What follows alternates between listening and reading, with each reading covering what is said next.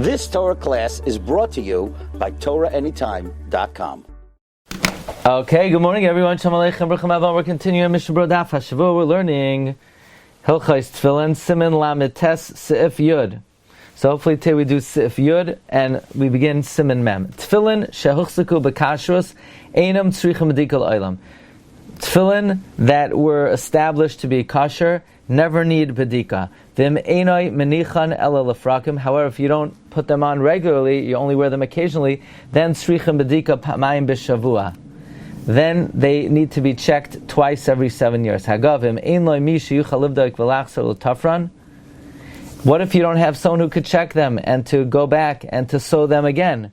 And they need bedika, then continue to put them on. Yanichim kach b'lei bedika. Continue to wear them without bedika.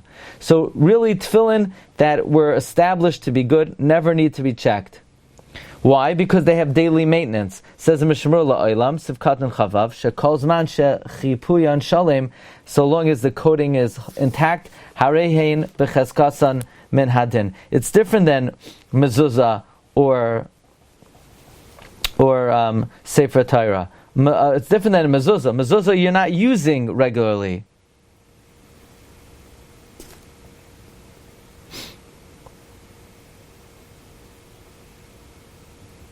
So it's very interesting. The Dirshu brings down, let's say somebody buys tefillin of a person who died, and that it still has a cheskes kashrus. No, listen to this. You have to assume something happened to it. Why? Because the Lishkas HaSofer says the minhag is to check it. Because we know the schar for wearing tefillin is arichas yamim, but this guy just died. So maybe he died because the tefillin are puzzle. So you have to check them. You can't rely on the fact he was... 120. He could have lived another second. Why did he die so soon? So, yeah, and Eina Chanami, this guy who lived exactly 120 years, it could be you don't have to check his. Reb Chaim Kanievsky doesn't go for that. He said there could be, there are many reasons a person could die. Don't blame it on his tefillin. Okay.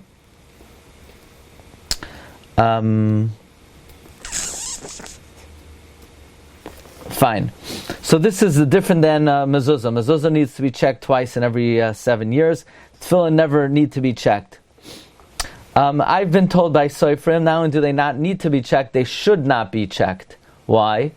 Because by opening it and looking at the parshas and unfolding it, you're more likely to do harm to the parshiyos. However, from personal experience, not every checker is a good checker. And it is worthwhile to check your tefillin once in a while. Okay. We're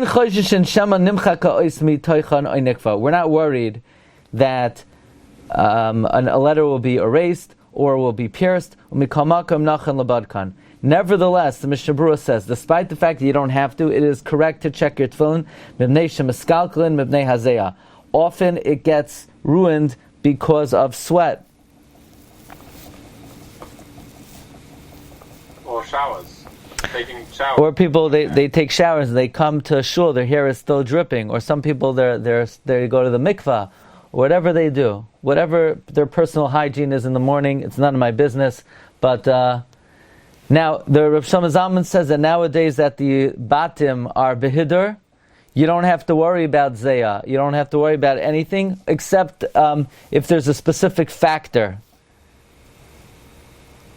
Says Rav Shlomo Zalman, most problems with tefillin come from checking them. Ruba of problems come from opening up the tefillin. By the way, it's interesting. I always talk about you should not leave your tefillin in a car. In the car, it turns into an oven, and the ink could melt. Okay. V'im nikra chipoy abatim. Let's say the coating tore. Oisha noshru b'mayim. Or you soaked it in water. Let's say you like to wear tefillin, so it's the summer, and you took it into the pool. You got to check it right away. Maybe the lettering got erased or got ruined. Anytime you're required halachically to check your tefillin, but you don't have someone to check it and sew it back up, then you can continue to wear it, but you can't make a bracha. Menichem b'loy bracha. You can no longer use the chazaka in such a scenario. Because of a chay adam. Duadim im munachem b'makom lach. Chay adam says, let's say you left your tefillin in a damp basement. V'akol lefi ha'inyan. In other words, if there are environmental factors that cause you left it out in the blazing sun, you left it out in the near water, so then you got to check it, and until you check it, you don't make a bracha. Now, the Mechaber says you don't have to check tefillin if you wear it every day, but if you only wear it lefrakim, then you need to check it twice every 7 years. The chayshina shamanis apshu, it might have rotted. L'kach yivdekem shnei pamim b'shmita. Now, if you don't have someone to check it, yanichem kach, you put it on that way. Uleinian bracha mashmei chay adam detzarach levarich. Now, we just said, the Mishna Berura just established a rule. Koil shetzarach bedika min hadin ve'ein loy mi sheyivdok v'yispar menicham b'loy bracha. However, here, the chay adam, the Mishna Berura is bringing, seems to say that if you don't wear a tefillin regularly and you need to check it, you could make a bracha. We just said anytime you have to check it, you don't make a bracha. He says, Mishna Berura says, Atam ner mishum d'lo yira'inu aleim re'us brura. If you left your tefillin, you went swimming in your tefillin, and there's a specific cause that you need to check the tefillin, then you don't make a bracha. But here, we don't see anything. The tefillin look pristine. It's just you don't wear them every day. You don't know what happened when you weren't wearing them. We don't see any reya sabrura. Mashein kein b'shnashu b'mayim mashenaskalkal ar b'chanal. L'mais it's tzarich yun. L'mais it's not pasha that you could continue to wear with a bracha. Hamoitzi tefillin mushlachen begniza b'loy ritzuos upsuchim. You find tefillin in the shemus box. There are no straps. They're open up. Yesh lacha sheish lahem psul nistar. You have to be. You can't just put them on. You have to be concerned. Maybe there's some kind of hidden psul. Aval mitzaan derech hinuach bechisan like a lamechash. But if you find them nignaz in their pouch, then you don't have to worry. So what? You could wear it without checking it? I think what he means is as follows. If you find Parshios of Tefillin, you listen carefully. If you find Parshios of Tefillin, and they're in the shemus box, and you check it, and they're kosher, you can't wear it. Why? There's a psul nistar. Maybe there's shaloi kasidran. There's a reason someone put it there. Just say, well, I checked it looks good. No, obviously somebody tossed it. Somebody was going to say. That's what psul nistar means. It's a psul that you won't be able to see. Something about, maybe it was written by an apikoros. There's something about it that is puzzle. It's not going to help to check it. But if you find an intact pair of tefillin with the straps and you check it, so then it's okay. Let's begin Siman Mem. Din eich linhoig b'kedushas hatefillin. How should one accustom themselves in holiness in tefillin? Sif Aleph. Asur litlois tefillin bein ba'batim bein b'ritzuos. It is prohibited to hang tefillin by the bayis, by the ritzuos. Aval muter litloisan b'kisan. You could hang it by their pouch. You ever see some people, they take their strap, they're spinning it around. I don't know what they're trying to do. Maybe they're practicing. They don't like to hit their children, but just in case, they want to instill some fear in them. I would probably presume that that's not a respectful thing to do. And by the way, it tzitzis also. I mean, I don't know if it's halachically has a din of bizarre, but I don't think it's a nice thing to do to twist, to spin your tzitzis. Like, I would say if you're that bored that you need to take a tashma shel mitzvah and start spinning it, I would take off your talis and tefillin, take a walk around the block, drink a coffee. If it's reached the point that you need to be flipping and twisting and twirling your tzitzis, then maybe get a fidget spinner. There are other eitzas that you could get. Okay, asur litlois al hayaseid mibnei shu derech bizayon. It's asur to suspend the tefillin on a peg. You don't want to hang your tefillin on a peg. It's derech bizayon.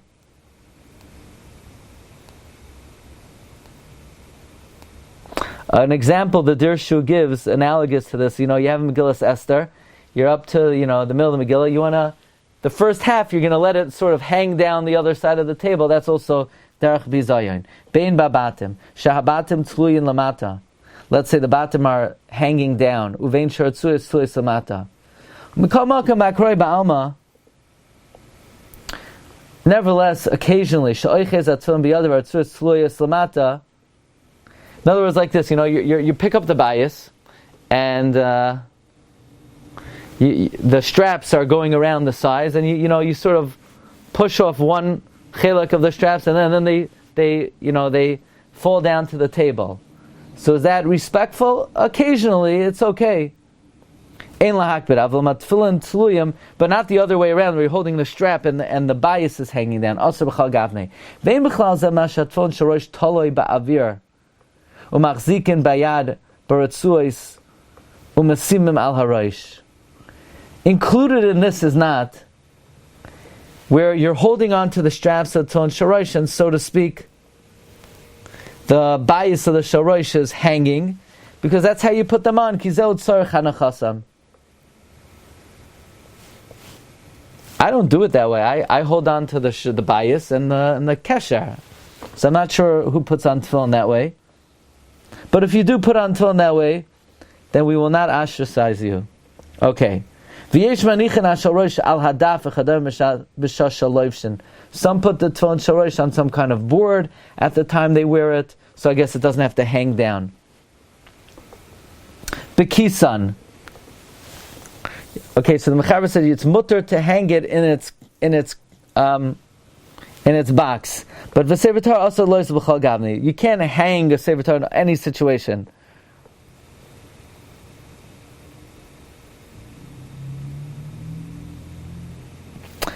He brings in the Dirshu that the isser of hanging it is to hang it on a wall. But if you hang it on your body, so you want to hang it on your body, you wear a Sefer Torah with two chains, around your neck, like, a pair of binoculars. So Rav Moshe says it's mutter, because it's a Gemara in Sanhedrin. The Gemara says the Melech would make a Sefer Torah like a kameya, and he would hang it around his arm. So you could do such a thing. The Sefer Torah afilu shi ba'arin hakodesh v'toila ha'arin hakodesh. Even a Sefer Torah in an aron kodesh that you're hanging on a wall. Even if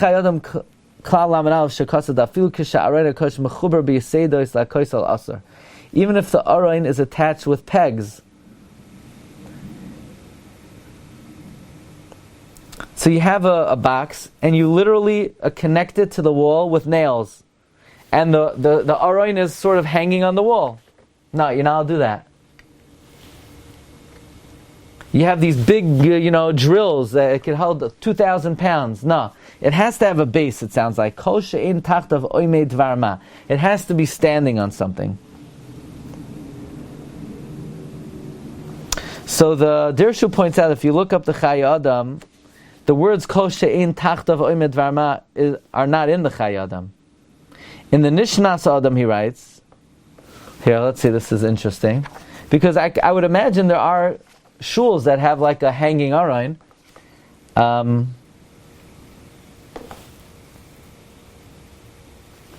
Nishmas Adam writes, if you're koivea adaf, and you put it, in other words, you make a ledge and you put the aron on it, the aron is like it's placed.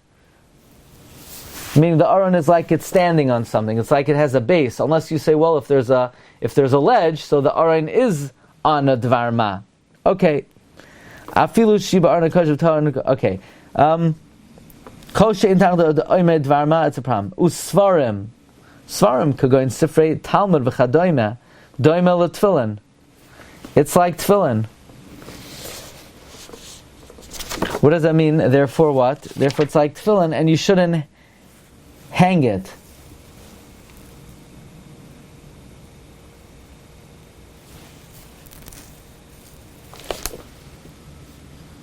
Oh, meaning they're doimel tefillin, not like Sefer Torah. So if they're in some, so you would be able to be toiled. Mekamakam svarim sidurei tefillos hakvuim beluchos shebahem shalshel shel kesef also l'tloisam bam.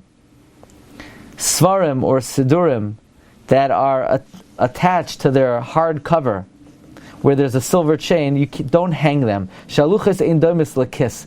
The luach is not like a container. Lefishein mechubaris lasidar v'harehein kisidar atzmai.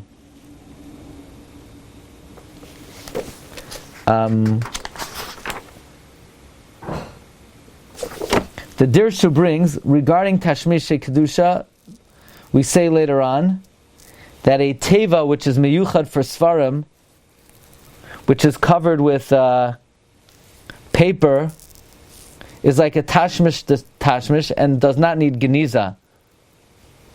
Meaning the binding is not considered like the sefer itself. Even though regarding this, the Mishna Berura says it has a status of a davar shabakdusha and you shouldn't hang it. We're actually going to hold it over here. We'll read the end of this Mishna Berura next week, okay? Have a good day, everyone. Bracha v'atzlacha. Kol tov. So no, we're not going to get together this Friday. We'll see you Monday. Double Parsha. Busy Friday. Kol tov.